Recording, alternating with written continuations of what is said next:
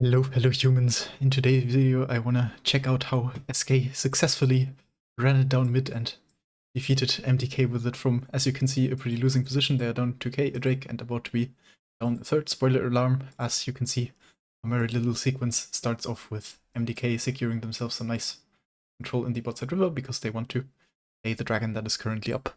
And SK's response is very nice, as in they say, hey, you can have the Drake, that's cool with us. But if you look what we're doing, then you will see we are taking position around the next mid wave that's coming in here. And what that does is it forces MDK to run around the long way and not be in time to defend their mid tier 1. And attacking mid towers is a really cool thing to be able to do, because usually mid tier 1 is really hard to take, as MDK themselves will prove later on. But anyway, for now, SK happily get to hit the tower, and you can see they're still looking here for potential engages in case some silly AD carry tries to do some illegal things like defending this tower. So they sit here, hit tower, take it with the drops that they have and demolish, and then Illyria even oversteps, and SK get a really nice fight of them taking the control, and as a result of this manage to close the gold gap a bit. They then barely get out by the skin of their teeth and proceed to reset, and while this replay is going on, actually the second part, this whole run it down mid shenaniganry by SK begins.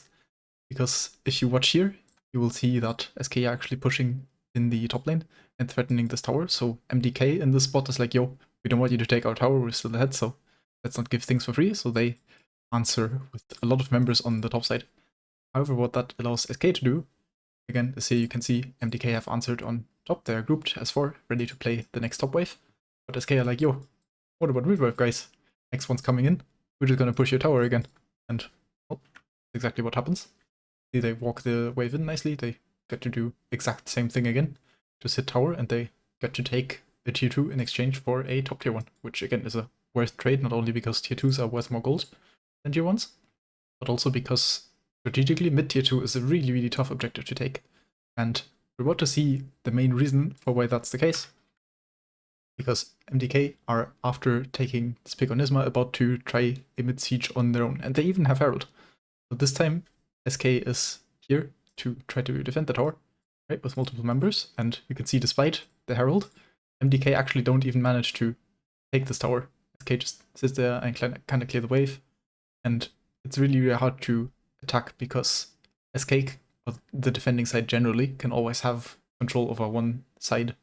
So as opposed to side lane tower, where you only have to worry about securing one side, mid lane there's two sides that the enemy can be defending from and that you have to get under control.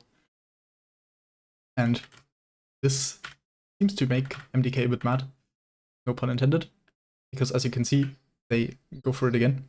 And this actually leads to the second reason why mid tower is pretty hard to take, because if you group here and you have vulnerable backliners, like MDK has plenty in their comp, then you risk getting flanked a bunch, and that's exactly what SK do. You can see MDK try to force it, they go as 4, they use ults, and then SK is like, wait a minute, we can just completely Omega sandwich you with our TPs and our flanks and everything, and we will just murder you here.